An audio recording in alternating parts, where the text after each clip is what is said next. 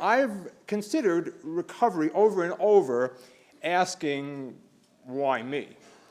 I think it's a sense of survivor's guilt because a lot of the people I knew on the inpatient unit or in recovery, or even people I drove a cab with, are now dead. And I wanted to know why I walked out of the plane crash and they did not. It's even more surreal than that. Not only did I survive the crash, but then someone handed me a big check, like a settlement, and said, here, go live a much better life. Buy a condo, lease a car, fly around the country, no sex, but otherwise, have a great life. That's what the capabilities approach is about, also called the capabilities framework. It's less a process than a lens, a way of looking at other processes to see what makes them tick, and from there, to come up with solutions that will allow people to aspire and achieve. The capabilities approach is the work of Amartya Sen, winner of the Nobel Prize in Economics. It says, let's not measure what you own, let's measure what you do, what your capabilities are. But you always have to have losers. Everyone needs a loser to feel like a winner. In India, they are untouchables, Dalit, the people without a caste at all, the outcasts. We talk about stigma, which is a mark of infamy, and stigmata correspond to the location of the wounds on Christ's body. But I think outcast, meaning outside the realm of social advancement, is better. Outcasts are not allowed to let their shadows fall upon the shadow of a person of higher caste.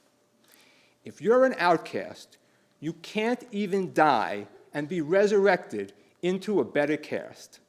You will be reborn as Dalit. Consider for 1 minute the stunning, simple cruelty of that. I don't want to imply that the Hindu people are crueler than anyone else, only that they are as cruel as everyone else. Because we have social stratification here too. We just don't talk about it. We go out of our way to mislocate it. When we say stigma, it's short for the stigma of mental illness.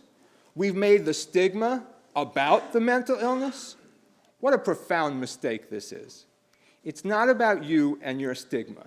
It's about society and their castes. A cumulative disadvantage is celebrated in song and story. The song is God Bless the Child, first sung by that great chanteuse, Billie Holiday. Chanteuse is a fancy French word for nightclub singer, and I thought I'd throw it in there to class it up after all the talk about duty. Billie Holiday was pregnant by the time she was 13, worked as a prostitute, and ended her life arrested for drug possession on her deathbed at age 44. Remind you of anyone? This was something I learned in rehab, the hideous personal histories of people who achieved greatness. Anyway, she sang, "Them that's got shall get, them that's not shall lose. So the Bible said, and it still is news." Where did the Bible say that? It's in the New Testament. When my Jewish family found out that I was reading the New Testament, they knew I was mentally ill.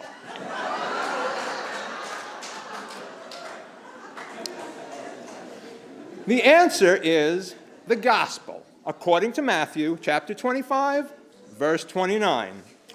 For unto everyone that has shall be given, and he shall have abundance.